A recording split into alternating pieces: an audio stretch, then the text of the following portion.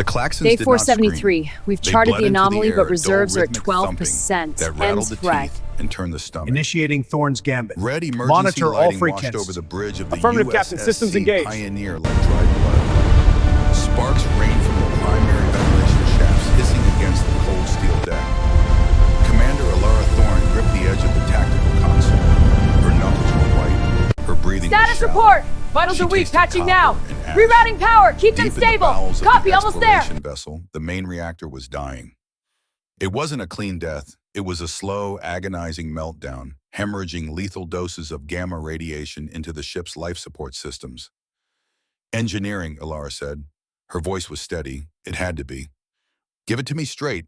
Static crackled over the comms, followed by a wet, heavy cough. Containment is gone, Commander. The shielding cracked 3 minutes ago. We have maybe 6 hours before the ambient radiation cooks us from the inside out. Life support is pulling toxic air. I cannot fix it, ma'am. I am sorry. Alara closed her eyes for a fraction of a second. She thought of her son back on Earth, 10 years old, a quiet boy who loved looking through telescopes. She had promised him she would come back. A commander of the United States Space Command did not break her promises. But out here in the uncharted black, promises meant nothing to the void. They were 3 weeks from the nearest relay station. The Pioneer was a speck of dust in an ocean of absolute zero. They had cast their distress beacon into the abyss, a desperate flare fired into an empty night. She opened her eyes and looked at her crew. 11 faces stared back at her through the crimson gloom. 11 good men and women, navigators, mechanics, scientists. They were United States military and civilian contractors. They were disciplined. They didn't weep and they didn't panic, but she saw the profound quiet terror settling behind their eyes. Lieutenant Miller was already clutching his stomach, his skin taking on a sickly, translucent pallor. The radiation was fast. Keep the beacon broadcasting on all frequencies, Alara ordered him, forcing steel into her spine. Divert all remaining auxiliary power to the signal array. We hold the line. We don't quit. They nodded. They went back to their dying consoles. But Alara knew the truth. They were going to die out here cold and alone. The silence of deep space was already wrapping around them, preparing a tomb. Hours bled away. The air grew thick, tasting of old tin and ozone. The temperature plummeted as the ship's internal heaters failed. The silence on the bridge was broken only by the ragged breathing of dying sailors. Miller had collapsed an hour ago, blood weeping from his nose and ears. Alara sat in the center chair, her vision blurring, a deep gnawing ache settling into her marrow. She pulled a small silver recorder from her tactical vest. Her fingers felt like lead. She pressed the activation rune. If anyone ever found this drifting coffin, they needed to know how the crew of the Pioneer faced the end. Commander's log. She began, her voice a fragile rasp. Commander. The voice came from the navigation officer. It wasn't panicked. It was utterly breathless. Alara forced her head up. Report. Shadow on the sensors. Massive. Dropping out of faster-than-light travel. It is right on top of us. Alara dragged herself up from the chair.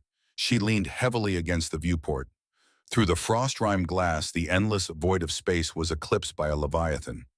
It was a ship, but unlike anything built in the shipyards of Earth. It was an organic masterpiece of sweeping curves and iridescent plating, glowing with a soft, bioluminescent blue light. It looked less like a machine and more like an apex predator of the deep ocean, majestic and terrifying. It dwarfed the Pioneer. It was silent. It was alien. Fear, cold and sharp, pierced through the haze of Alara's radiation sickness. Humanity had only encountered the fringes of alien intelligence, and the history was written in blood. A ship that size could vaporize the Pioneer without breaking stride. A transmission forced its way through the Pioneer's dying comm system. The translation matrix worked furiously, converting clicking resonant alien tones into harsh English. Human vessel. This is the Valkyrie orbital cruiser Star Treader. Your hull is compromised. You are venting lethal radiation. Do you require assistance? Alara gripping the comms module. Yes, God. Yes, USSC, Pioneer. We have 12 souls aboard. Critical radiation poisoning.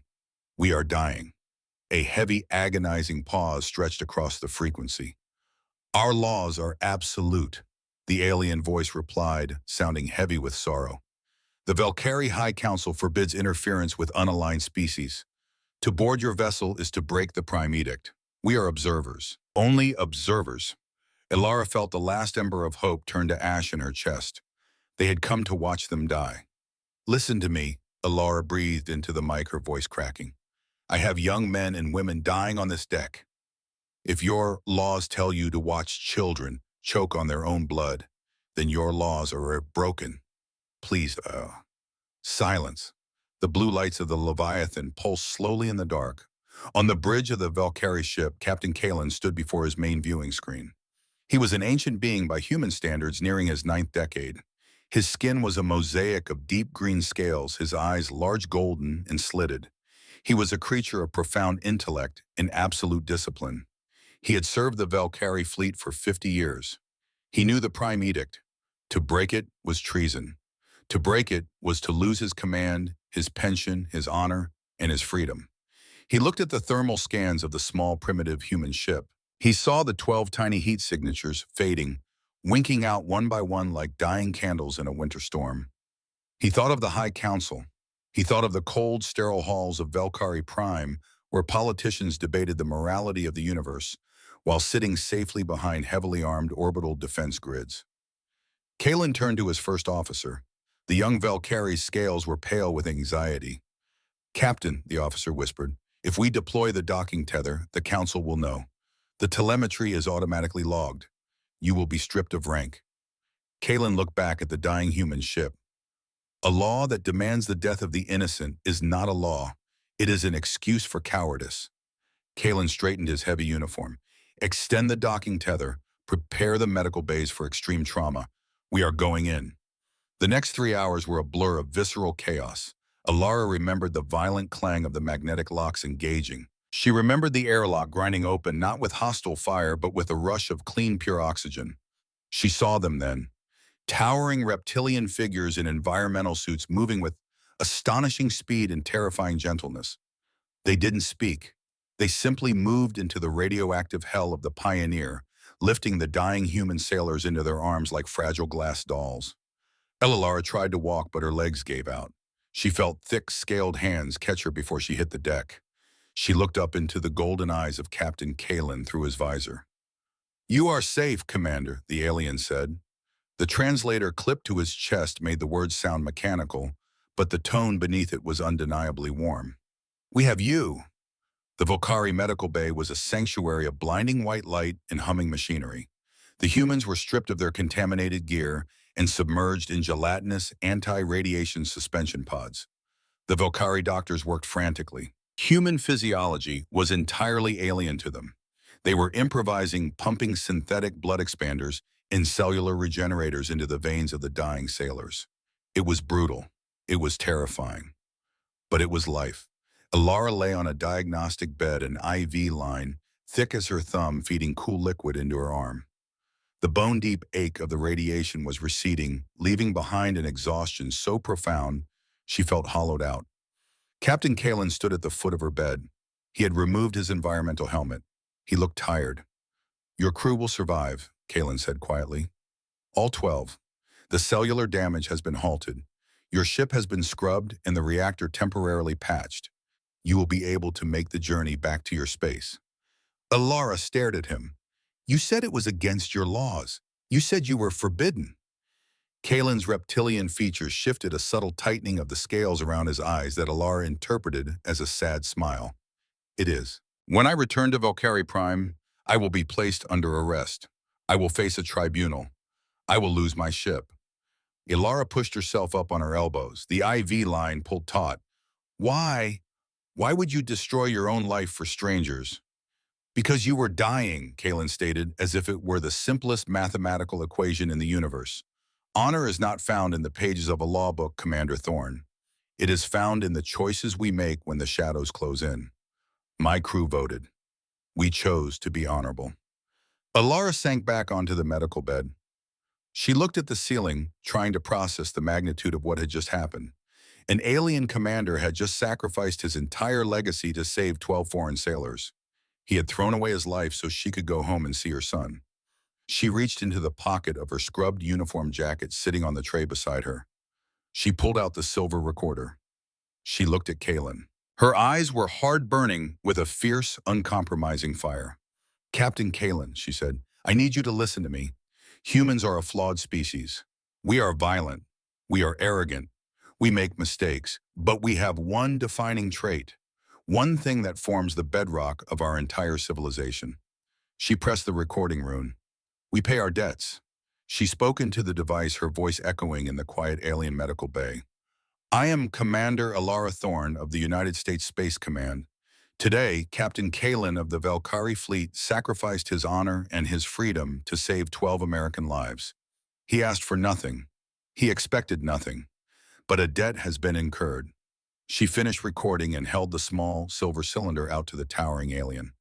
"Take this," Alara commanded. Kalen looked at the device confused. "I do not require a token of gratitude, Commander."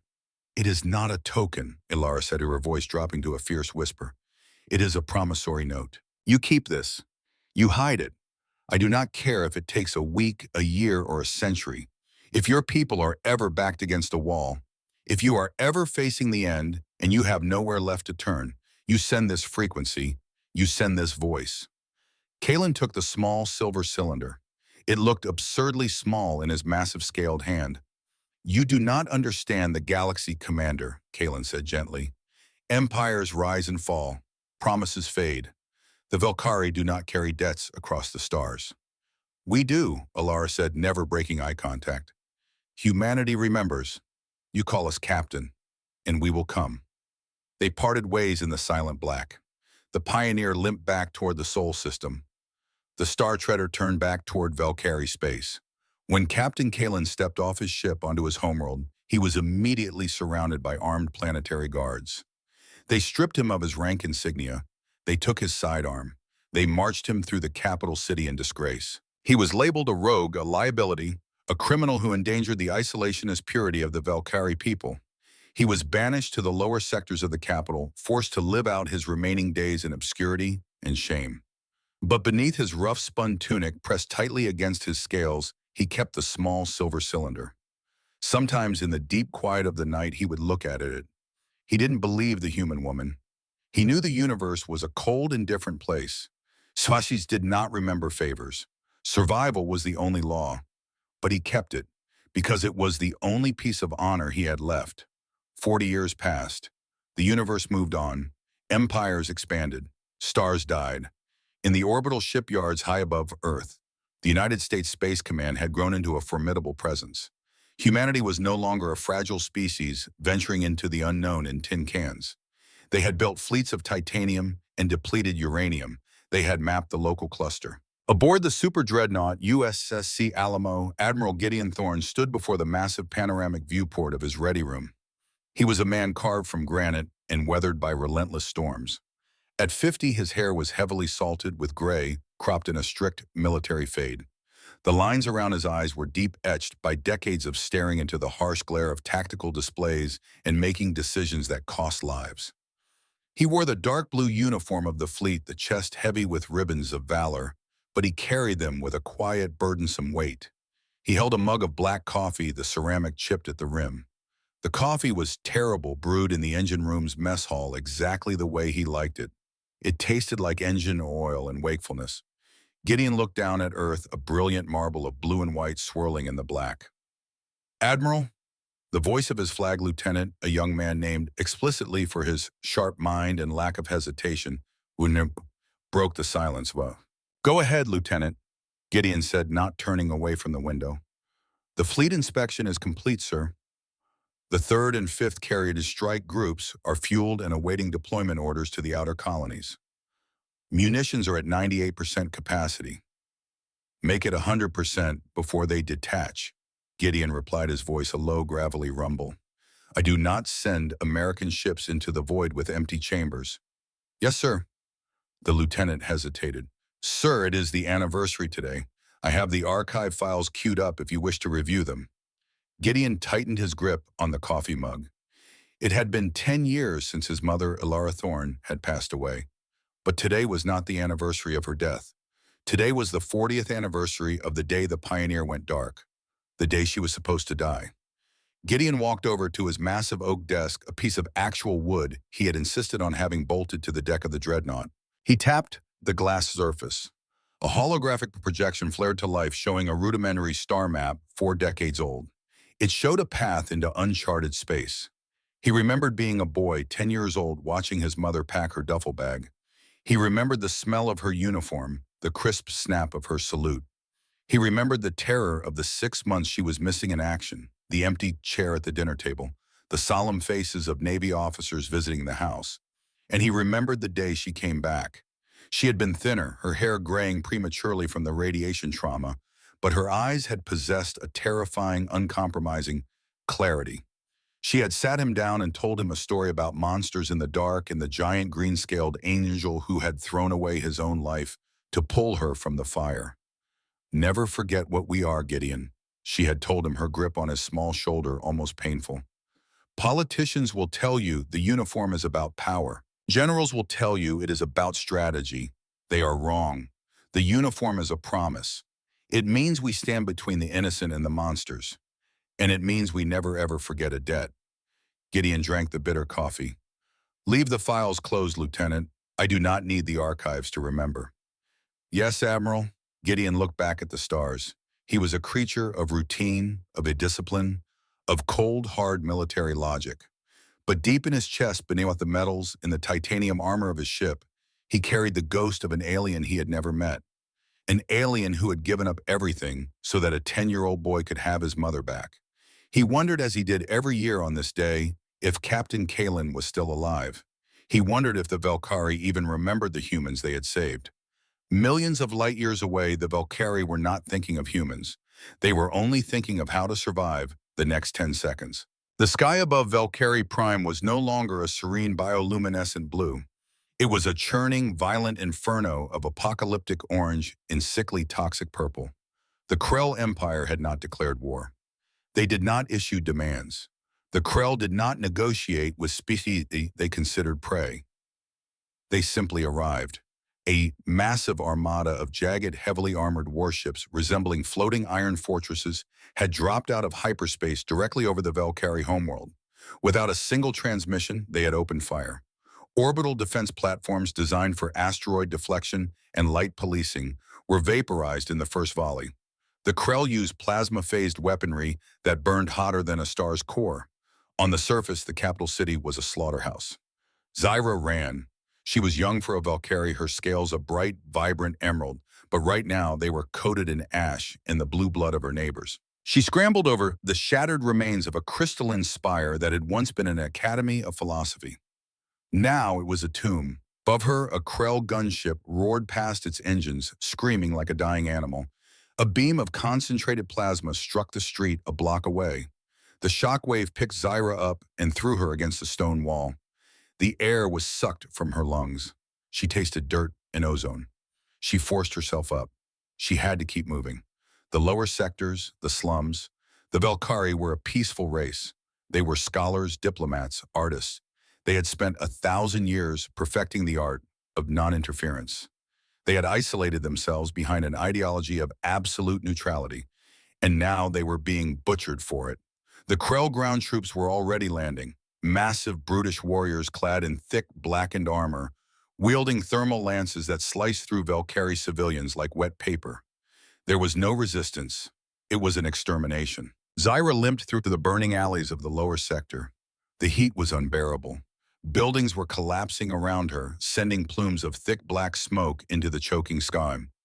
She reached a reinforced blast door hidden behind a mound of refuse. She slammed her fist against the access panel, overriding the primitive security lock. The door hissed open and she stumbled into the dark, damp bunker. "Grandfather," Ira gasped, falling to her arms on the cold floor. In the corner of the dim room, illuminated only by a flickering emergency light, sat Kalin. He was incredibly old now. His scales had faded to a dull, dusty gray. His eyes, once bright gold, were clouded with cataracts. He leaned heavily on a wooden cane. He had lived in this squalor for 40 years, an exile in his own world. He looked at his granddaughter, taking in her bruised, bleeding form, and the distant, rhythmic thud of orbital bombardments shaking the bunker walls. "They have broken the outer lines," Kalen said. His voice was fragile, dry as dead leaves. "The Krell. They are killing everyone," Zyra sobbed, grabbing his arm. "The High Council is dead. The fleet is gone. The civilian transports are trying to launch from the northern spaceport, but the Krell have locked down the orbit. They are just shooting the colony ships out of the sky. Grandfather, we are going to be extinct." Kalen closed his eyes. He felt the vibrations of his dying world traveling up through the floorboards into his bones. His people had prioritized law over morality, neutrality over strength, and this was the harvest. "There is an old communication relay," Kalen said slowly, "beneath this sector, a deep space transmitter abandoned since the unification wars. It still has power from the geothermal taps." Zyra looked at him desperately. "Transmit to who? We have no allies. We obeyed the Prime Edict. We helped no one, and now no one will help us. The galaxy is watching us burn." Kalen reached a trembling hand beneath his rough tunic. He fumbled with a leather cord tied around his neck. He pulled it free. A small silver cylinder, tarnished by 40 years of sweat in exile but still intact. "40 years ago," Kalen whispered, staring at the metal tube, "I broke the law. I pulled 12 drowning creatures from the fire. They were primitive. They were violent. But their leader, she had eyes like a dying star." He pressed the cylinder into Zyra's shaking, blood-stained hands. "She told me a lie." Kalen said, a bitter, sad smile touching his lips. "She said her people remember. She said they pay their debts across the stars. It is the arrogance of a young species to believe in such things, but it is the only thing we have left." Zyra stared at the human device. "Humans' grandfather Earth is on the other side of the sector. Even if they hear us, the Krell will annihilate them. Why would they come for 12 lays 4 decades ago?" "They will not," Kalen said softly. "But you must try, Zyra. Take it to the relay. Patch the audio through the deep space transmitter. Broadcast it on all human frequencies. Then get to the northern spaceport. Try to find a ship. I will not leave you. I am a ghost child. I died 40 years ago when they took my ship." Kalen pushed her toward the door. "Go. Run." Zyra looked at her grandfather one last time, a frail titan in the ruins of a broken world. She gripped the silver cylinder, turned, and ran back out into the fire. The journey to the underground relay was a nightmare of evasion and terror. Zyra scrambled through subterranean maintenance shafts while the city above her was systematically reduced to slag. She could hear the screams of her people echoing down the ventilation pipes, a chorus of absolute despair. She reached the relay station. It was a massive, antiquated cavern of humming generators and towering antenna arrays. She broke into the control booth. Her hands flew across the dusty consoles, bypassing decayed security protocols and forcing the geothermal reserves to route power to the main transmitter array. The machinery groaned, protesting decades of neglect, but the massive dishes deep underground began to align. She connected the silver cylinder to the audio input port.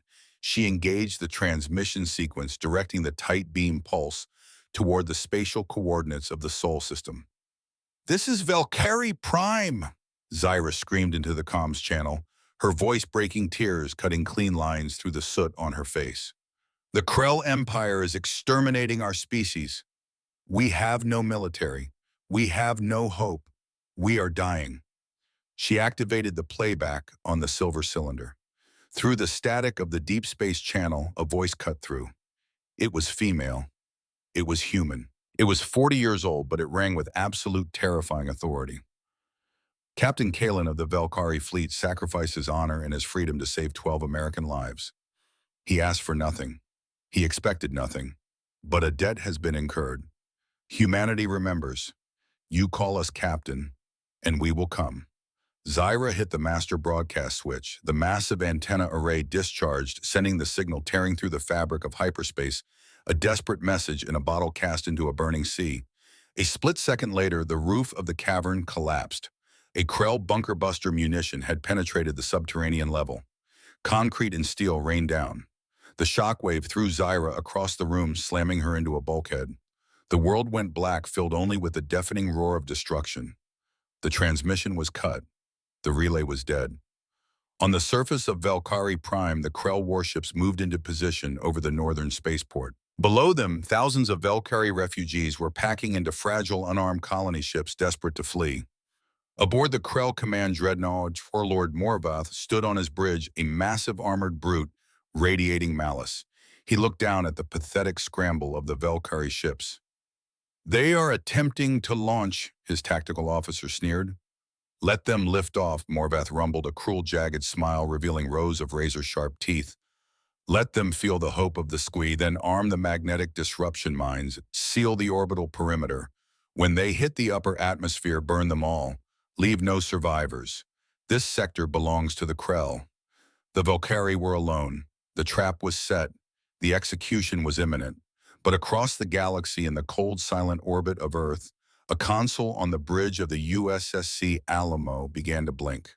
A low-frequency ping, an obsolete decryption code, a voice from the grave. The console on the bridge of the United States Space Command Dreadnought. Alamo did not scream. It blinked. A solitary rhythmic pulse of amber light cutting through the dim tactical gloom of the command deck. Admiral Gideon Thorne stood over the communication station. His massive hands rested on the titanium bulkhead. He listened to the static.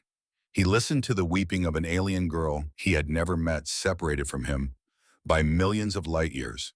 And then he heard the ghost. His mother's voice, 40 years old, preserved in digital amber, echoed across the quiet bridge. Her words were a hammer striking the anvil of his memory. He asked for nothing. He expected nothing. But a debt has been incurred. Humanity remembers. "You call us, Captain, and we will come." The transmission looped. The silence on the Alamo was absolute. Every officer on the deck had stopped breathing. They looked at the console, and then they looked at the broad, immovable back of their admiral. Gideon did not flinch. He did not weep. He reached out with a scarred finger and tapped the comms array. "Route this to the Pentagon," he ordered. His voice was a low, dangerous rumble. "Secure channel, priority 1. Wake up the Secretary of Defense." The screen flickered, shifting from the tactical map of the Sol system to the sterile, hyperlit confines of the Pentagon's deepest subterranean war room. The men in the room were not warriors. They were politicians who wore suits that cost more than a Marine's combat armor. They dealt in risk assessments, profit margins, and geopolitical leverage. At the head of the table sat Secretary of Defense Vance. He looked irritated. He looked at his watch. "Admiral Thorne," Vance said, his voice clipped and smooth. "It is 3 a.m. in Washington. I hope this is an extinction-level event." Gideon played the transmission. He let the screams of Valkyrie Prime fill the sterile room. He let the cracking, desperate voice of Zyra paint the walls with the blood of a dying world. He let his mother's promise hang in the air like a drawn sword. The audio finished. The silence returned. Vance adjusted his cuffs. He looked at a data slate handed to him by a nervous aide. "A tragedy," Vance said. His tone was as dry as desert dust. "The intelligence boys have been tracking the Krell movements for months. They are an apex predator species, highly aggressive, expanding their borders. It appears the Valkyrie were foolish enough to build their civilization in the path of a storm." "They are being exterminated," Gideon said. The words tasted like iron in his mouth. "They are not our allies, Admiral," Vance countered, leaning forward.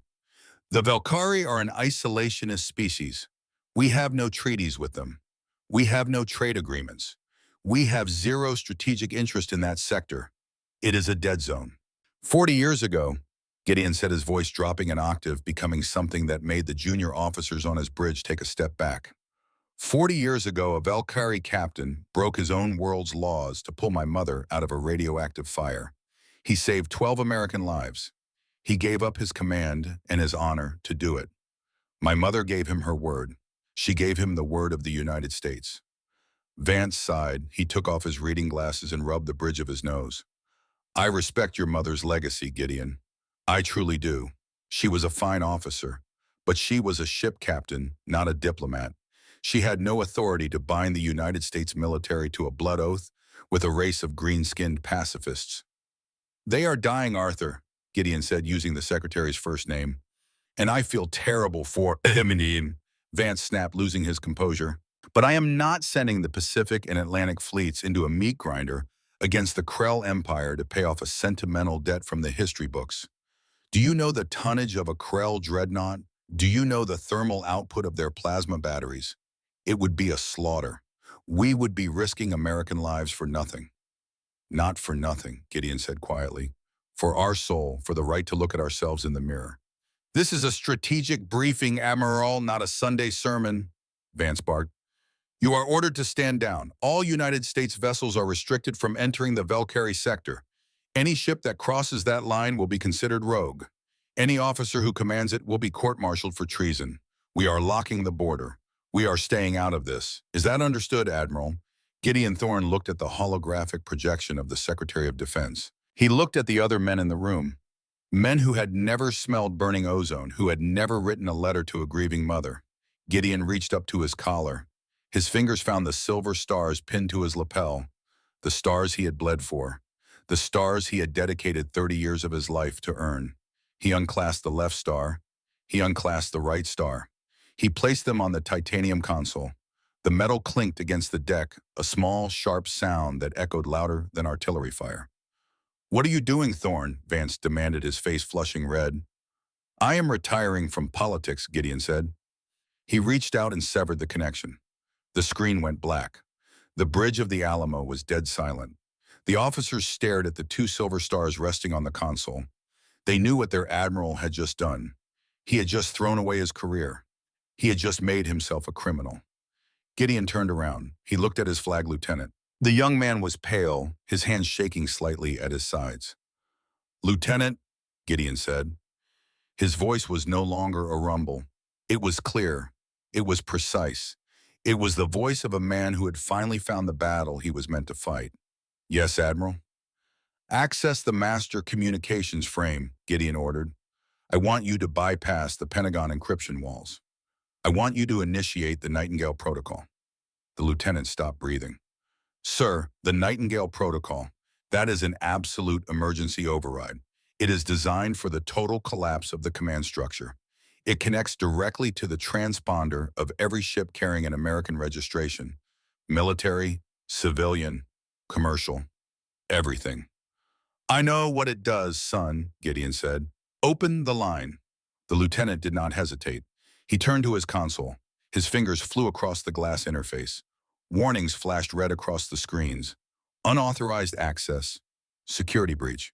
He bypassed them all. He broke the seals. Protocol activated, sir, the lieutenant said, his voice tight. You are live. You are speaking to every American ship in the galaxy. Gideon stepped up to the primary broadcast module. He did not have a speech prepared. He did not need one. He had carried these words in his chest for 40 years. This is Gideon Thorne commanding the United States Space Command, Dreadnought Alamo. His voice carried across the void. It echoed in the pristine, silent hallways of orbital defense stations. It crackled over the grease-stained speakers of deep space mining rigs. It played through the intercoms of luxury starliners and the bleak, armored corridors of maximum security prison barges. 40 years ago, a Valkyrie captain found an American survey ship dying in the dark. He was ordered to leave them. He was ordered to watch them burn. He refused. He dragged 12 of our people out of the fire. He ruined his own life to do it. Gideon paused. He let the weight of the history settle over the minds of a million listeners. My mother was the commander of that ship. She made a promise. She said that humanity pays its debts. She said that if they ever called, we would come. He looked down at the tactical display showing the blinking desperate beacon from Valkyrie Prime.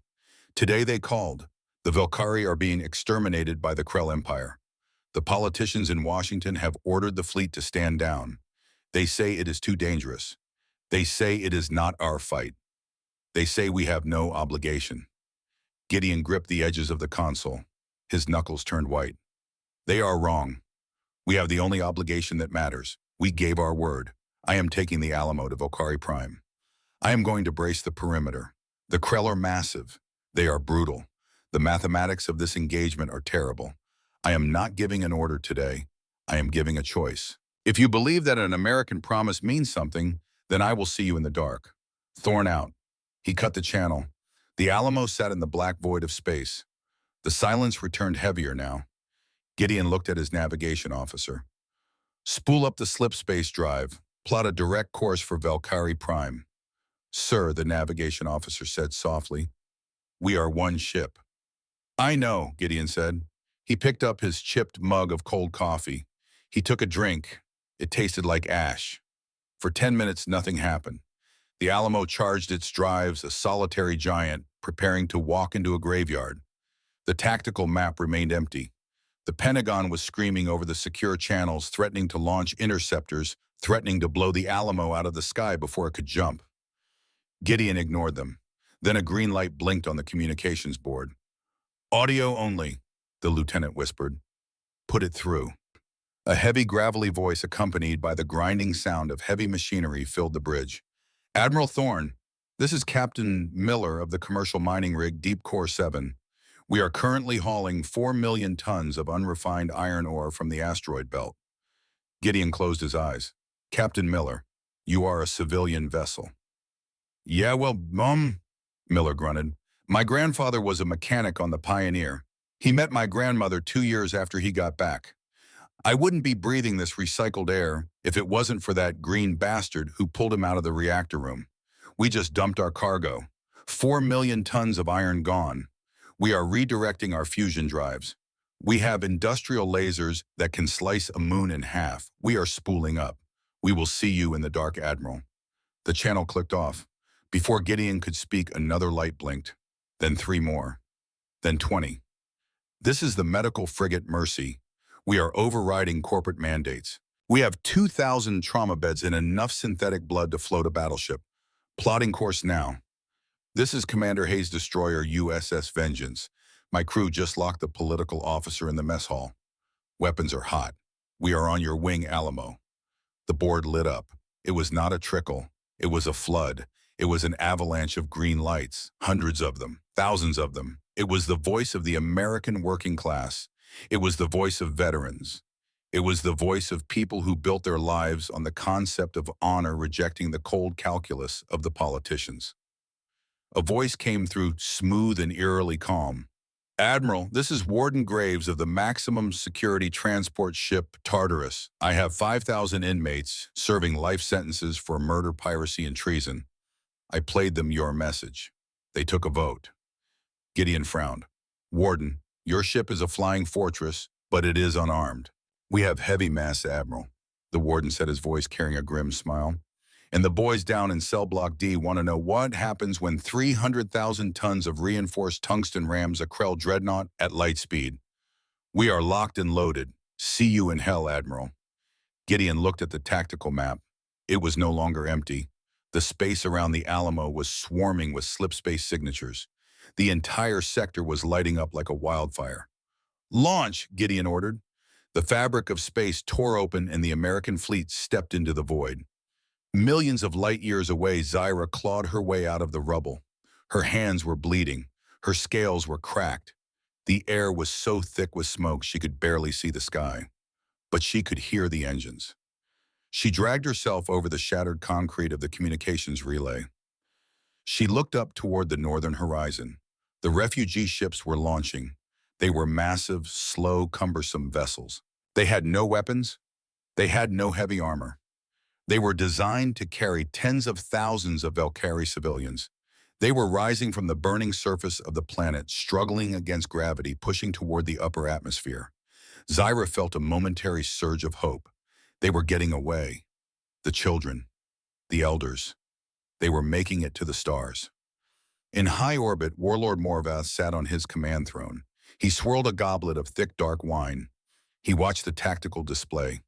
He watched the Valkyrie refugee fleet break the atmosphere. Are they clear of the gravity well? Morvath asked, his voice a low rumble of amusement. Yes, Warlord, his tactical officer replied. They are approaching the edge of the system. They believe they have escaped. Morvath smiled. It was a terrifying expression. Activate the net.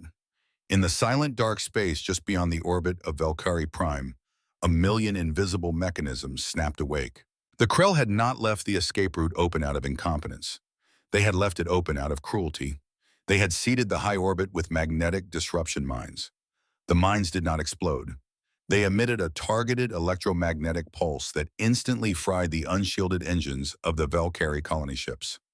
From the surface, Zyra watched in horror as the rising silver teardrops suddenly stopped. Their engines died. The brilliant blue thrust of their rockets vanished. The ships hung in the air for a terrible, agonizing second. Then, caught by the relentless grip of the planet's gravity, they began to fall. They were helpless. They were trapped in the high atmosphere, slowly sinking back down into the fire. "Bring the main plasma batteries online," Morvath ordered, setting down his goblet. "Target the falling ships. I want the people on the surface to watch them burn. I want them to know that hope is a disease and the Krell are the cure." The Krell dreadnoughts shifted their massive forms. The armored plating along their hulls retracted, revealing the glowing, sun-hot barrels of their primary weapons. The energy buildup was so intense, it distorted the light around the ships. "3 minutes to maximum charge," the tactical officer announced. "Let them look at the stars one last time," Morvath said. Zyra fell to her knees. She felt the vibrations of the charging Krell weapons in her teeth. It was over. Her grandfather's sacrifice, her desperate run through the burning city, the ancient silver cylinder. It had all been for nothing. The universe was exactly what the Krell said it was, a slaughterhouse. She closed her eyes. She waited for the flash of plasma that would vaporize her world. 2 minutes to firing sequence," the Krell officer droned. Morvath leaned forward, his eyes hungry for the destruction. "Warlord!" A new voice broke the discipline of the Krell bridge. It was the sensor operator. His voice was laced with something the Krell rarely experienced: confusion. "Report," Morvath snapped. "Spatial anomalies detected." The operator set, his hands flying across his console. "Massive gravitational distortions on the edge of the system." "Asteroids," Morvath asked dismissively. "No, Warlord. It is a slip space rupture." "Then blow whatever comes out of it to dust." "Warlord, you do not understand. It is not a rupture. It is hundreds of ruptures." Morvath stood up. The tactical display in the center of the bridge suddenly filled with aggressive, rapidly expanding red icons. They were not approaching in a standard military formation. They were not employing stealth protocols.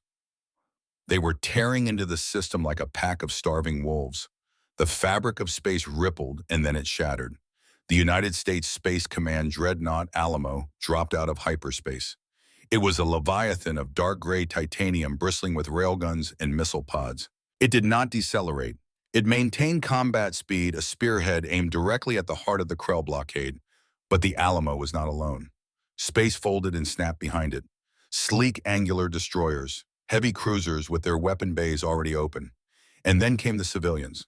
Morvath stared in absolute disbelief as the pristine, deadly lines of his armada were suddenly confronted by a chaotic, jagged wall of industrial machinery. Massive ore haulers covered in rust and cosmic dust, their fusion drives burning with unstable fury. Medical frigates painted bright white, completely unarmored, accelerating straight toward the Krell guns. Cargo freighters, salvage tugs, even a massive, blocky prison transport ship. "What is this garbage?" Morvath roared. "Identify them!" The sensor operator was sweating. The environmental controls on the Krell bridge could not compensate for his sudden panic. "Warlord, they are broadcasting a unified signal on all frequencies. It is overpowering our internal comms." "Play it." The bridge of the Krell dreadnought filled with a single repeating phrase. It was spoken in English, translated by the Krell computers into their harsh, guttural tongue. But the meaning required no translation. The tone was absolute. "We remember. We remember. We remember." "They are locking weapons," the tactical officer screamed. "All of them, even the civilian ships. They are painting us with targeting lasers." Morvath felt a cold spike of adrenaline. He had fought the disciplined fleets of the Galactic Corps. He had fought the fanatical warrior cults of the Outer Rim. He knew how to fight soldiers. But this was not an army. This was an entire species throwing itself into the fire out of pure, unadulterated spite and loyalty. "Shift the main batteries," Morvath yelled, his composure shattering. "Target the lead dreadnought fire." The Krell plasma cannons meant to execute the helpless Valkyrie refugees fired into the void. Sun-hot beams of concentrated energy lashed out, striking the shields of the Alamo. The American dreadnought shuddered violently, its forward plating instantly glowing white-hot. But the Alamo did not stop. It did not alter course. Gideon Thorne stood on his burning bridge. Sparks rained down around him. He did not blink. "All ships," Gideon ordered, his voice echoing across the chaotic American fleet. "The Krell have locked the refugees in high orbit. The enemy shields are heavy. Our standard munitions will bounce off them." He looked at the massive, arrogant Krell dreadnought filling his viewport. "We do not have time for strategy," Gideon said. "We do not have time for finesse. Break their line. Break it now." Captain Miller of the mining rig Deep Core 7 grabbed his comms. "You heard the Admiral," Miller barked to his crew of roughnecks. "We are not carrying ore today. We are carrying a grudge. Full burn on the fusion drives. Lasers. Lock the steering thrusters." The massive mining rig, a 3 million-ton brick of reinforced steel designed to crack asteroids, accelerated. It did not fire a weapon. It became the weapon. Morvath watched the tactical display in horror as the lumbering industrial ship ignored the frantic laser fire of his perimeter defense frigates. The Krell lasers carved deep molten trenches into the hull of the mining rig, blowing away entire decks. But the rig had no critical systems in its outer shell. It was just mass. Unstoppable, furious mass. "Evasive maneuvers," Morvath screamed at his helmsman. It was too late. The Deep Core 7 slammed into the flank of a Krell heavy cruiser. There was no explosion, only the terrifying grinding shriek of metal tearing metal in the vacuum of space. The kinetic impact was so massive, it snapped the spine of the Krell warship. The cruiser tumbled out of formation, its reactors breaching, dying in a silent, expanding sphere of blue fire. The line was broken. The American fleet poured through the gap. The destroyers unleashed swarms of depleted uranium missiles, overwhelming the Krell point defense cannons. The chaotic mix of military and civilian vessels created a tactical nightmare for the Krell targeting computers. They were designed to predict fleet maneuvers, not the suicidal, instinctual brawling of a mining crew or the reckless charge of a prison ship.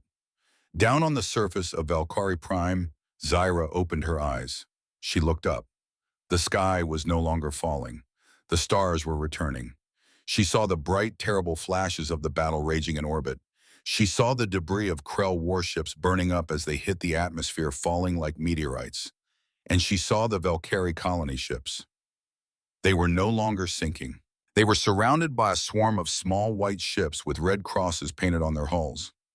The American medical frigates had driven straight through the Krell crossfire, locking their own tractors onto the dying Valkyrie vessels, physically dragging them out of the gravity well and shielding them from the plasma fire with their own unarmored hulls. "They came," Zyra whispered. The tears that fell from her eyes were no longer of despair. Deep underground, leaning on his cane, Kalen felt the shock waves of the orbital battle. He did not need to see it to know what was happening. He felt a deep, profound warmth spread through his ancient, weary bones. He closed his eyes and saw the face of the human woman from 40 years ago. She had not lied. In the heart of the slaughter, the USSC Alamo was bleeding. Gideon Thorne held onto the command console as another Krell plasma volley stripped away the last of the ship's forward armor. The port side engine was gone. The atmospheric scrubbers were failing. The bridge smelled of burned copper and vaporized coolant. "Sir," the flag lieutenant shouted over the din of the alarms, "we have lost structural integrity on decks 4 through 9. We are taking heavy casualties. The Krell flagship is locking its primary batteries on us. We cannot take another hit." Gideon looked at the Krell dreadnought. It was vast. It was unbroken. He knew the cost of this day. He had known it when he unpinned his stars. He had known it when he asked his people to follow him. He reached for the ship-wide intercom. He had to give the order to abandon the lower decks. He had to prepare his crew for the end. But before he could speak, the tactical display shifted. 3 ships broke formation from the chaotic, swirling dogfight. They were not military. One was a deep space cargo hauler. One was an atmospheric water skimmer. The third was a passenger liner, its luxury observation decks shattered and dark. They did not answer Gideon's hails. They ignored the frantic orders to pull back. They accelerated directly into the space between the Alamo and the Krell flagship. They cut their engines. They aligned their hulls side by side. "What are they doing?" "Well," the lieutenant breathed, his eyes wide.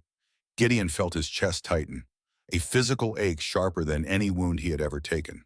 "They are building a wall," Gideon said softly. The Krell flagship fired. A beam of pure annihilating energy, the width of a city block, tore across the void. It was meant to vaporize the Alamo to kill the American admiral and break the spirit of the fleet. It struck the passenger liner first. The unarmored civilian ship disintegrated instantly, its titanium bones flashing into vapor.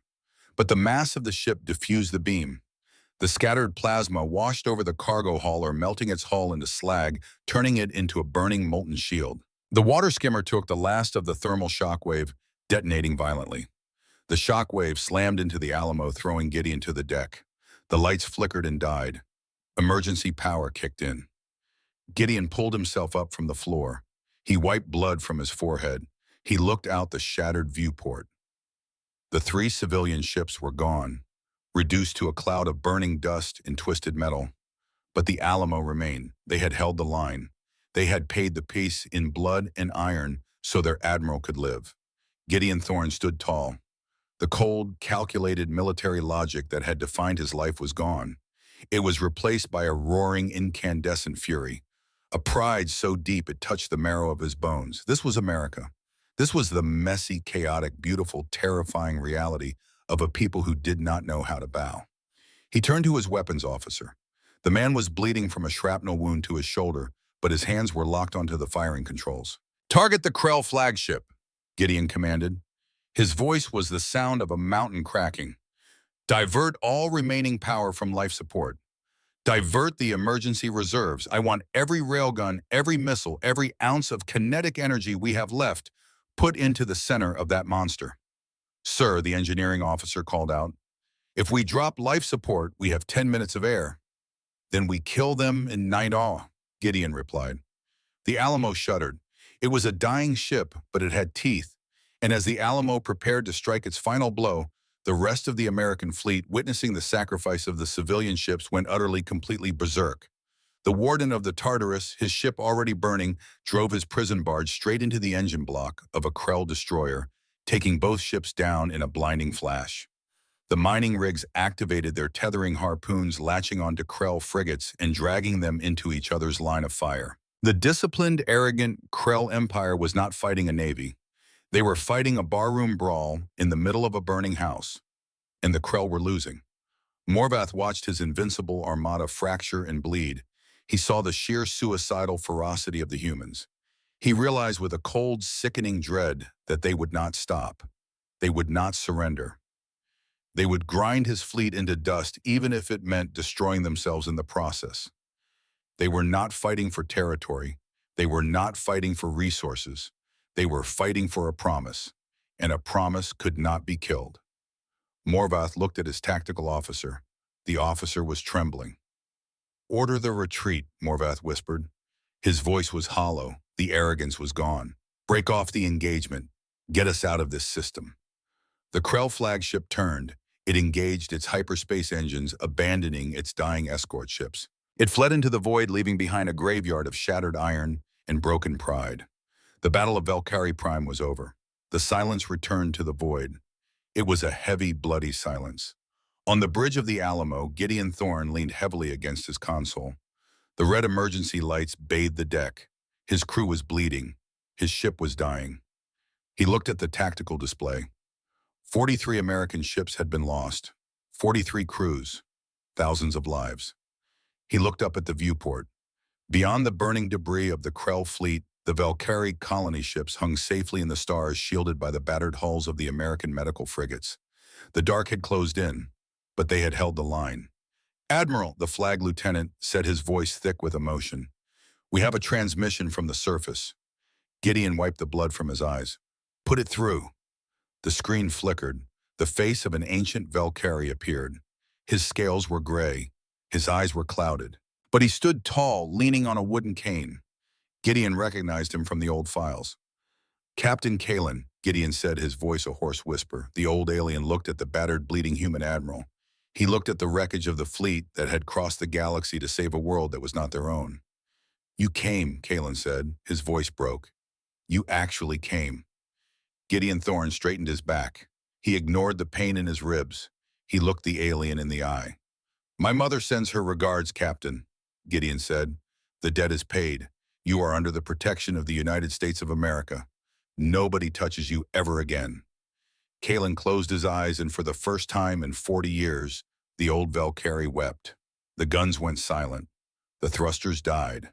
The void reclaimed its quiet. Above the burning atmosphere of Valkyrie Prime, the orbit was no longer a pristine vacuum. It was a graveyard of shattered empires. Millions of tons of jagged, superheated metal drifted aimlessly in the zero-gravity cold.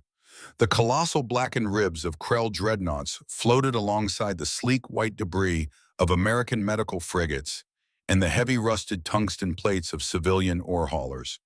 Frozen clouds of oxygen and vaporized engine coolant hung in the black like nebula dust. On the bridge of the United States Space Command dreadnought Alamo, Admiral Gideon Thorne stood like a statue carved from ash and bruised iron. The main viewport was a spider web of deep structural cracks. The air was thin, carrying the acrid chemical bite of discharged munitions and the heavy metallic stench of fresh blood. The red emergency strobes painted the faces of his surviving bridge crew. They were battered, they were bleeding, they were utterly exhausted.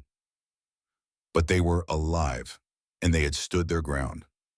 "Damage report," Gideon said. His voice was a gravelly rasp, stripped of all its commanding thunder, reduced to the raw mechanics of survival. "Primary reactors are offline, Admiral," the engineering officer replied, coughing into a soot-stained rag. "We are running on auxiliary batteries. Hull integrity is compromised on 30% of our lower decks. Life support is stable, but we have massive atmospheric venting in sections 4 through 9. Triage teams are mobilizing." Gideon looked at the master tactical display. The massive red icons of the Krell Armada were gone, fled into the deep black. In their place were the blinking, erratic green lights of the surviving American fleet. "The fleet," Gideon demanded. "Give me the numbers." The flag lieutenant swallowed hard. His hands shook as he manipulated the cracked glass of his console. He didn't want to read the numbers. He didn't want to make it real. "Admiral, we have confirmed the total destruction of 43 American vessels, 6 military destroyers, 12 heavy cruisers, 25 civilian craft." The lieutenant's voice cracked. "The Tartarus is gone. The Starlight Voyager is gone. The Deep Core 7 Captain Smiller's rig, it is just a debris field, sir. No escape pods detected." Gideon closed his eyes. 43 ships, 14,000 American lives. Men and women who had woken up this morning with families, with futures, with cargo to haul, and patrols to run. They had taken his call. They had followed him into the mouth of hell, and they had paid the ultimate price. The silence on the bridge was deafening. It was not the silence of victory. It was the silence of a funeral. "And the Valkyrie?" Gideon asked, opening his eyes. He forced himself to look at the blue and green sphere of the planet below. "The colony ships are secure," the sensor operator reported, wiping a mixture of sweat and blood from his brow. "The USS Mercy and the remaining medical frigates have locked them into a protective perimeter. The Krell blockade is completely broken. The planetary bombardment has ceased. The Valkyrie, they are safe, sir." Gideon nodded slowly. The heavy, suffocating weight in his chest did not lift, but it shifted. It solidified into a grim, unyielding pride. "Open a fleet-wide channel," Gideon ordered. The lieutenant engaged the comms. The channel hissed with static, connecting the battered remnants of the American Armada. "This is Admiral Thorne," Gideon said. He did not yell. He spoke softly, letting the microphone carry the weight of his words into the ruined corridors of every surviving ship. "Stand down from combat alert. The enemy has retreated. The perimeter held. Secure your bulkheads, tend to your wounded, and initiate search and rescue protocols in the debris field. We leave no one behind in the void." He paused. He looked out at the floating graveyard. "You did not have to come," Gideon continued, his voice thick with a raw, undeniable emotion. "Washington told you to stay home. Logic told you to run, but you came. You looked into the fire, and you chose to stand between the innocent and the monsters. You proved what this uniform, what that flag actually means. I have never been prouder to serve with anyone." "Thorne out?" He cut the channel. He turned to his helmsman. "Prepare my dropship," Gideon commanded. "I am going down to the surface." "Admiral, you are wounded." the medical officer protested, stepping forward with a trauma kit. You have shrapnel in your shoulder and 2 broken ribs. You need to be in a suspension bed. Patch it, tape it, and give me a painkiller, Gideon growled, shrugging off his ruined uniform jacket. My mother made a promise to a man on that rock 40 years ago. I'm going to look him in the eye and tell him the debt is paid. The descent through the atmosphere of Valkyrie Prime was a journey through a dying sky. The clouds were stained a sickly, bruised purple from the Krell plasma bombardment. Ash fell like black snow, coating the viewport of the armored Marine dropship. Gideon stood in the troop bay, gripping the overhead stabilization bar. Below him, the capital city of the Valkyrie was a sprawling landscape of shattered crystalline spires and burning rubble. It looked like the end of the world. The dropship flared its retro thrusters, kicking up a massive cloud of soot as it touched down in the center of a ruined plaza. The heavy hydraulic ramp lowered with a mechanical groan, hitting the cracked pavement with a heavy thud. Gideon stepped out into the ash. The air was hot, smelling of melted glass and oxidized metal. He was flanked by a squad of Marine Force recon soldiers in full combat exosuits, their heavy pulse rifles lowered but ready. But there was no enemy left to fight. The plaza was filled with Valkyrie, thousands of them. They were covered in dust, bleeding, their green scales dull with shock and terror. They were gathered in the ruins of their civilization, clutching their children, staring in absolute stunned silence at the giant metal machines falling from the sky. More American dropships were landing around the perimeter, but they were not deploying infantry to conquer. The ramps dropped and the rough blue-collar workers of the surviving mining rigs poured out. They didn't wear crisp uniforms. They wore heavy, grease-stained environmental suits. They carried hydraulic jacks, plasma-cutting torches, and heavy lifting harnesses. Following them were the medics from the USS Mercy, dressed in stark white, pushing anti-grav trauma stretchers and carrying crates of synthetic blood and cellular regenerators. Gideon watched as a massive bearded human miner from an asteroid rig walked up to a collapsed building. He didn't speak the Valkyrie language. He didn't need to. He saw a green-scaled arm reaching out from under a 10-ton block of ferrocrete. The miner activated his shoulder-mounted plasma cutter, sliced through the rebar, and used his exosuit to heave the concrete slab off the trapped alien.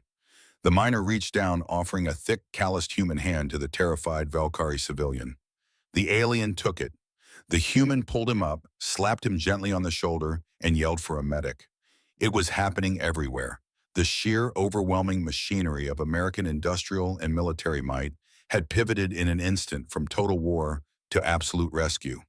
The humans moved with a terrifying, efficient urgency. They didn't ask for permission. They didn't wait for a planetary governor to organize them. They just saw broken things and they went to work fixing them. The Valkyrie crowd in the plaza parted as Gideon Thorne walked forward. He was a towering figure, his dark blue uniform stained with hydrogen blood, his left arm strapped tight to his chest with medical tape. He moved with the slow, deliberate grace of a wounded lion. The alien civilians looked at him with a mixture of absolute awe and sheer terror. They had just watched his fleet tear the invincible Krell Empire to shreds. At the far end of the plaza, standing before the shattered remains of a planetary fountain, a small group of Valkyrie waited. In the center of the group was Zyra. Her emerald scales were scarred, her clothes torn. Next to her, leaning heavily on a carved wooden cane, was Kalen. The old Valkyrie captain looked at the human admiral walking through the ashes of his world. He saw the gray hair, the hard-weathered lines around the eyes, the unmistakable posture of command. He saw the ghost of the young female commander he had pulled from a radioactive fire 40 years ago. Gideon stopped 10 feet away. The Marine escort fanned out, creating a secure perimeter, but Gideon raised his good hand, ordering them to lower their weapons completely. The silence between the two men stretched. It was a silence earned through blood and decades of waiting. Admiral Thorne, Kalen said. His translator device clicked, turning his raspy, clicking language into flat English. But the emotion in his golden eyes required no translation. Captain Kalen, Gideon replied. His voice was rough, carrying the exhaustion of the battle. Kalen leaned forward on his cane. His hands were shaking. When my granddaughter sent the signal, I told her it was a fool's errand. I told her that empires do not remember the kindness of ghosts. I told her that humans were too far away and the Krell were too strong. Kalen looked up at the sky, where the American dropships were still pouring through the clouds bringing food, medicine, and salvation. I was an old, cynical fool, Kalen whispered. You tore the heavens apart for us. Why? Gideon reached out. Zyra stepped forward, her hands trembling. She uncurled her fingers. Resting in her palm was the small silver cylinder. She had refused to let it go when the American miners dug her out of the collapsed relay station. Gideon gently took the tarnished silver recorder from the young alien's hand. He stepped forward and pressed it into Kalen's trembling, scaled grip. 40 years ago, Gideon said, his voice echoing across the quiet plaza. You looked at a crippled American ship. You knew the rules of your government. You knew it would cost you your career, your honor, and your freedom. But you looked at my mother and you chose mercy over politics. You chose to be a protector. Gideon met the alien's gaze directly. My mother told you that humanity pays its debts. Gideon continued, his jaw tightening. We are not a perfect people, Captain. We argue. We fight. We make terrible mistakes. But if there is one thing woven into the DNA of every American sailor, soldier, and citizen, it is that we do not break our word. You bled for us. Today, we bled for you. The ledger is clean. The debt is paid in full. Kalen looked down at the silver cylinder in his hand. A single heavy tear rolled down his scaly cheek, dropping onto the ash-covered pavement. You lost so many, Kalen said, his voice breaking. I monitored the fleet telemetry before the relay collapsed. I saw the civilian ships, the freighters, the liners. They threw themselves into the plasma fire to shield our colony vessels. They were not soldiers. They did not have to die. They chose to, Gideon said firmly, because that is what we do. We do not ask if the odds are fair. We do not ask if the fight is easy. We look at the innocent, we look at the monsters in the void, and we draw a line. Zyra stepped forward. She looked at the giant human admiral. How can we ever repay this? Gideon looked at her. A faint, sad smile touched the corner of his mouth. You do not. You live. You rebuild your world. And if you ever see someone drowning in the dark, you reach out your hand and pull them up. That is the only repayment we accept. While Gideon stood in the ashes of Valkyrie Prime, a very different kind of storm was breaking on Earth. In the subterranean war room of the Pentagon, Secretary of Defense Vance sat at the head of the polished mahogany table. The room was dead silent. The massive holographic displays on the walls were playing the tactical sensor logs recovered from the Alamo. They watched the Krell Armada break. They watched Captain Miller's mining rig tear a Krell cruiser in half. They watched the unarmored civilian ships form a wall of flesh and steel to protect the Alamo. Vance's face was the color of old parchment. He had drafted the court-martial orders for Admiral Thorne. He had prepared the press releases condemning the rogue actions of the fleet. He had been ready to sacrifice Gideon Thorne on the altar of diplomatic stability. But the footage had leaked. A communications officer on the Alamo had bypassed the military censors and broadcast the unencrypted battle logs directly to the civilian news networks on Earth.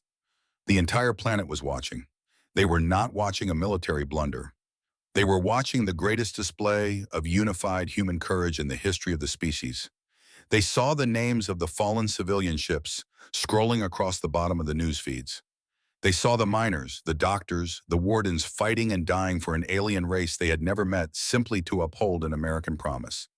An aide burst into the war room. He looked terrified. Mr. Secretary, the aide stammered, the White House is on line 1, the president. Vance closed his eyes. He knew what was coming. And sir, the aide added, his voice dropping, there are tens of thousands of people gathering outside the Pentagon. Spontaneous demonstrations. They are carrying signs with the names of the lost ships. They are demanding that the Krell Empire be classified as a hostile entity. They are demanding that we secure Valkyrie space. Vance looked at the frozen image on the screen. It was Admiral Thorne bleeding, standing on the bridge of his dying ship, keeping the wall. Vance realized with a crushing sense of historical irrelevance that he had been completely outmaneuvered. Not by strategy, not by politics, but by the sheer terrifying moral weight of a man who believed in doing the right thing. Tell the president, Vance said quietly, that the Department of Defense is fully authorizing the deployment of the 1st and 2nd Engineering Fleets to Valkyrie Prime. We are initiating a planetary reconstruction effort, and tell him I will have my letter of resignation on his desk by morning. Vance stood up, straightening his tie. He looked at the men around the table. We tried to play it safe, Vance said bitterly. And Thorne just reminded the galaxy that humanity is a lot of things, but we are not safe. 3 days later, the fires on Valkyrie Prime had been extinguished. The skies were beginning to clear. The massive reconstruction effort was already underway, fueled by the relentless energy of the American engineering battalions. But before the real work could begin, there was a debt of grief that had to be paid. The memorial service was held in the high orbit above the planet amidst the floating wreckage of the battle. The USSC Alamo, heavily patched and limping on auxiliary power, served as the command center for the ceremony. Surrounding it were the surviving ships of the American fleet, alongside the fragile, beautiful Valkyrie colony ships that had been saved. Gideon Thorne stood on the observation deck of the Alamo. He was in his dress blues. The silver stars were pinned back onto his collar. He had not asked for them back. The crew had retrieved them from the bridge console and pinned them on his uniform while he slept in the medical bay. They were not political symbols anymore. They were badges of honor. Beside him stood Captain Kalen and Zyra, wearing the ceremonial robes of their people. The ship's intercom clicked on. The chaplain of the fleet, a gray-haired Navy veteran, stepped to the microphone. "We gather today in the quiet of the void," the chaplain's voice echoed across the comms of thousands of ships. "We gather to honor the men and women who did not return. We gather to remember the 43 vessels that held the line." A low, resonant bell began to toll. It was a digital construct broadcasting on all frequencies, but it sounded like deep, heavy brass. The chaplain began to read the names. United States Space Command Destroyer Vengeance. Dong. Commercial Mining Rig Deep Core 7. Captain Miller and his crew of 112. Dong. Maximum Security Transport Tartarus. Warden Graves and 5,000 souls. Dong. Civilian passenger liner Starlight Voyager. As each name was read, a single flare was fired from the Alamo into the debris field. The flares burned bright magnesium white, casting long, haunting shadows across the shattered hulls of the Krell dreadnoughts and the twisted metal of the American ships. Gideon stood at rigid attention. His jaw was locked. He did not blink. He stared into the graveyard of his fleet, committing every piece of broken iron to memory. Kalen watched the human admiral. The old Valkyrie understood now. He understood the terrifying dichotomy of humanity. They were a species that could build weapons capable of cracking planets, yet they would weep for the loss of a stranger. They were chaotic, loud, and prone to anger, but when the shadows closed in, they possessed a capacity for self-sacrifice that defied all biological logic. The Valkyrie did not have a military salute. But as the last name was read, Kalen placed his hand over his heart and bowed his head deeply. Across the Valkyrie fleet, hundreds of thousands of aliens did the same, a gesture of absolute reverence for the monsters who had become their saviors. The reading of the names finished. The silence returned. Gideon stepped to the microphone. "They are gone," Gideon said. His voice was steady, projecting across the fleet and down to the planet below. "But they are not lost. They are woven into the fabric of this system. Their iron is your iron. Their blood is your blood." He looked at the tactical display, knowing that the transmission was not just staying local. American intelligence had ensured that this broadcast was being pushed out across the hyperspace relay network. It was being sent to the galactic core. It was being sent to the remnants of the Krell Empire. It was a message to the universe. "Let it be known," Gideon proclaimed, his voice hardening into steel. "Let every empire, every warlord, every sovereign system hear this and understand. The Valkyrie people are under the absolute protection of the United States of America. We are building the permanent orbital defense station in this sector. We are leaving the First Fleet to stand guard." Gideon leaned closer to the microphone. "If you look at this world and see weakness," Gideon warned, "if you look at this world and see prey, understand what awaits you. We do not fight for conquest. We do not fight for profit. We fight for our friends. And if you touch them, if you threaten them, we will not negotiate. We will not hesitate. We will cross the void, and we will break your empires into dust." He stepped back. The transmission ended. The promise was made. Years passed. The galaxy is a vast, ancient, and unforgiving place. Empires rise and empires fall. The Krell Empire shattered by the loss of their invincible armada, and terrified of a human counterattack fractured into civil war and collapsed inward. But Valkyrie Prime thrived.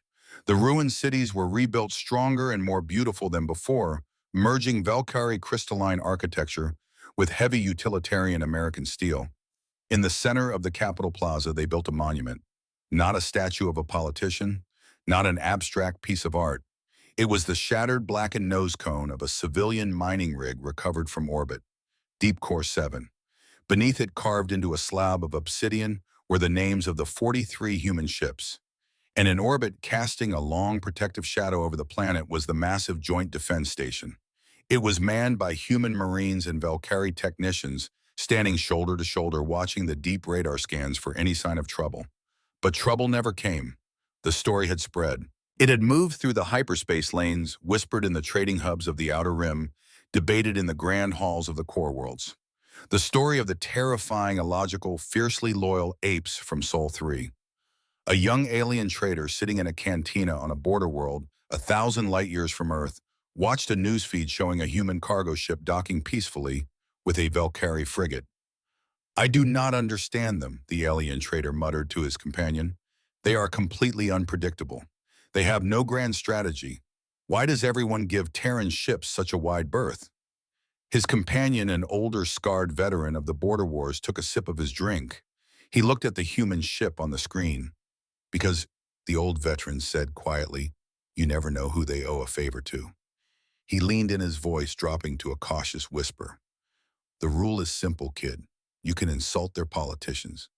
You can outtrade their merchants. You can even win a border skirmish against their patrols if you are lucky. But if you see a human and they tell you that a certain species or a certain planet is under their protection." The veteran shook his head. "You walk away. You do not ask questions. You just walk away. Because the universe learned a very hard lesson at Valkyrie Prime." The young trader frowned. "What lesson?" The old veteran looked out the window of the cantina, staring into the infinite black of space. "When you call for help, most of the galaxy will ignore you," he said. "They will calculate the risk. They will consult their laws. But the humans do not care about the odds." He looked back at the younger alien. "When you call," he said softly, "humans will come. Always."